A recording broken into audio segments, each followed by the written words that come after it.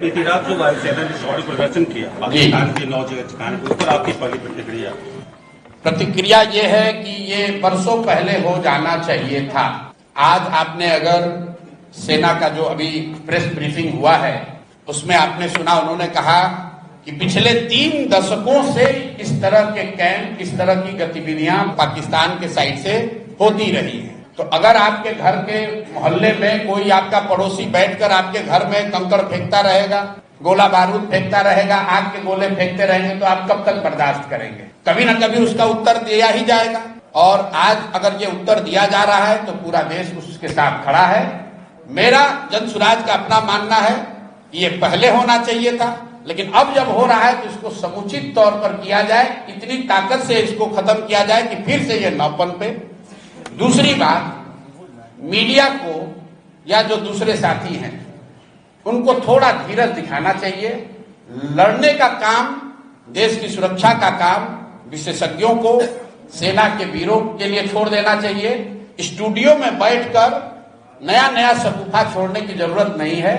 अगर आप matured country हैं, एक गंभीर व्यक्ति हैं, एक बड़े राष्ट्र के नागरिक हैं, देश से प्यार करते हैं, तो सेना को अपना काम करने दीजिए, विशेषज्ञों को इसकी व्यवस्था करने दीजिए। हमसे आपसे अपेक्षा यह है कि हम लोग पूरी तरीके से अपने प्रार्थनाओं में, अपने दुआओं में, अपनी भावनाओं में, अपने कार्यशैली में सेना के प्रति और जो सेना के साथ जो साथी इसमें जुड़े हुए हैं, जो इस काम को कर रहे हैं, हम लोग उनके साथ खड़े रहें। इसका मजाक न बनाएं, इसको टीआरपी बढ़ाने का जरिया न बनाएं। ये गंभीर मामला है। और हम लोग अंतिम बात इसमें ये कहना चाहते हैं कि जनसुराज परिवार की ओर से हम लोग इस बात के लिए प्रार्थना करते हैं कि कोई भी भारतीय नागरिक, कोई भी जवान उस हताहत न हो, भगवान न करे किसी के साथ कोई दुर्घटना न हो। आपके हमारे लिए ये कहना बहुत आसान है कि फलाना आदमी, इतने लोग शहीद हो गए। आपके लिए वो कहानी हो सकती है, किसी के लिए वो परिवार है, किसी के लिए वो जिंदगी है। तो हम लोग ये प्रार्थना करते हैं कि ये जो भी कार्रवाई चल रही है, इसमें भारत के लोगों का, जो साथी, जो यहाँ के वीर पुत्र, जो लोग लड़ रहे हैं या जिनको जो जिम्मेवारी दी गई है, जो जिम्मेवारी निभा रहे हैं, उनमें से कोई हताहत न हो, उनके साथ दुर्घटना न हो। बाकी जो कुछ भी जिम्मेवारी नागरिक होने के नाते हम लोग पर होगी, जो सरकार और सदन तय करेगी, हम लोग सब उसमें साथ खड़े रहेंगे। इसी सवाल को आगे बढ़ाते हुए विपक्षी पार्टियां वो दिन गिनती कर रही हैं कि 13 दिन हो गए, 14 दिन हो गए, सरकार अटैक क्यों नहीं कर रही है? क्या किसी देश पर अटैक कर देना इतना आसान है? हम उदाहरण के तौर पर इजराइल और रसिया को देख रहे हैं। देखिए, मैंने पहले कहा कि ये समय नहीं है एक दूसरे पर छींटाकशी करने का। लड़ाई कोई पार्टी नहीं लड़ती है, न पक्ष वाली पार्टी लड़ रही है, न विपक्ष वाले लड़ रहे हैं। देश के बच्चे लड़ रहे हैं, इस देश के युवा लड़ रहे हैं। तो इस पर राजनीति नहीं कीजिए। देश के लोगों ने सदन में सरकार और विपक्ष दोनों को चुनकर भेजा है। दोनों को उनकी जिम्मेवारी दी गई है लोकतंत्र में, संविधान में।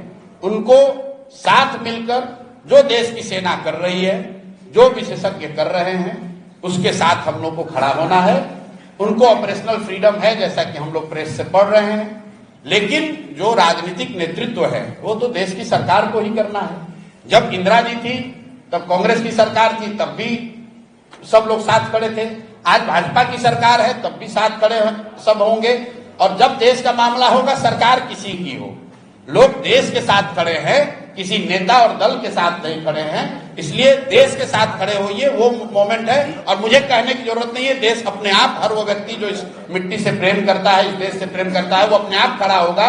उसको किसी नेता के सलाह की जरूरत नहीं है। सर, आम जनता तो साथ में है, लेकिन जो राजनीतिक पार्टियां जिस हिसाब से स्टेटमेंट देती है, इसका भाई देखिए, लोकतंत्र है, हर व्यक्ति वक्तव्य देने के लिए स्वतंत्र है। वो किस भाषा का प्रयोग करता है, वो अपनी किस सोच को दर्शाता है, ये जनता तय करती है। हमने अपनी ओर से, अपने जनसुराज दल की ओर से, अपने साथियों की ओर से जो कहना था वो कहा। मैं फिर से आग्रह यही करूंगा कि मुझे जैसा लगता है, एक जो कमी हम लोग अभी देखते हैं अपनी व्यवस्था में, कि इसको मीडिया ट्रायल ना बनाया जाए, इसको मजाक का मुद्दा ना बनाया जाए। ये लोगों की जान का मामला है, देश की सुरक्षा का मामला है।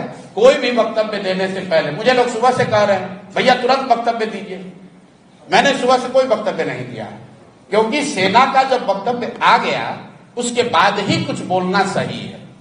जब तक सेना के लोगों ने ब्रीफ नहीं किया तो आप सुबह में 4 बजे उठकर आप जबरदस्ती का नेता बनने के लिए कुछ कह रहे हैं, वो हम लोग का स्वभाव नहीं है। ये ना वो विषय है राजनीति का, ना हम लोग कभी इसमें शामिल होंगे। सेना का वक्तव्य आया है, हम लोग उसको सैल्यूट करते हैं, हम लोग उनके साथ खड़े हैं। ना हम में वो योग्यता है कि मैं सेना को बताऊं कि उनको क्या करना चाहिए, और ना मेरा वो काम है।